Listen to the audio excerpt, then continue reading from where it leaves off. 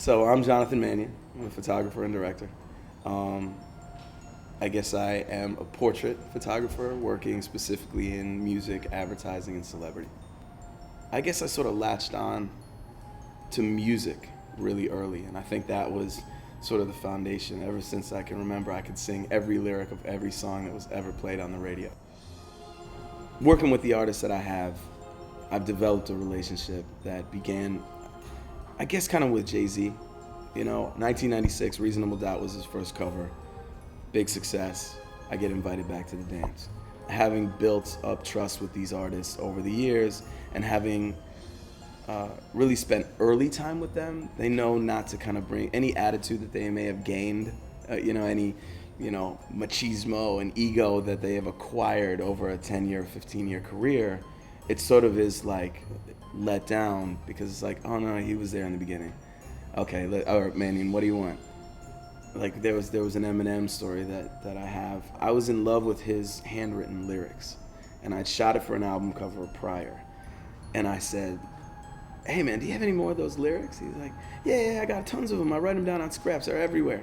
I was like, can you bring me some? He's like, yeah, I'll bring you a garbage bag full. Sure enough, actual construction bag, packed. I was like a kid in a candy store. A good friend of mine, DJ Quik, when I was in Los Angeles, once said, the world sees hip-hop through your eyes, and wrote it on a Polaroid all the way around. As a psychology major, it's an intriguing concept. Like people that don't get to be face-to-face with these artists, it's whatever the media puts out there is what they see, what they absorb, what they believe. So I always want to tell, one, the true story, but two, it's interesting. And it's why I kind of go very intimate with these artists. People talk about sort of like turning points and kind of tipping points for artists. I think the turning point for hip-hop in this movement was Drake. And I was able to work with him in that transition of not being signed to signing the contract and then going home to celebrate. I documented that moment in time. Coming from the Avedon School of Thought, Stephen Klein, Mark Holm, Ben Watts, I'm a film shooter. And I resisted. I was probably one of the last people to actually kind of like cross over to the digital world of, hey, great capture versus what a beautiful picture. I'm a Leica user from way back. When a friend of mine approached me and said, hey, do you want to try these out? I'm like, absolutely.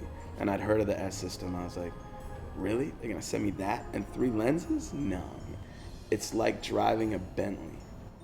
My new challenge, I guess, for sort of a younger generation, it's like, wow, I grew up looking at your pictures.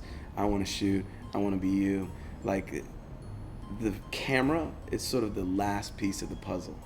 Like, what can you do? Can you tell me why your pictures are going to be important? Can you tell me what you want to do? Can you make me believe in the picture? Like me, let alone an artist that does this over and over. Like, why are you special? Why is your voice special?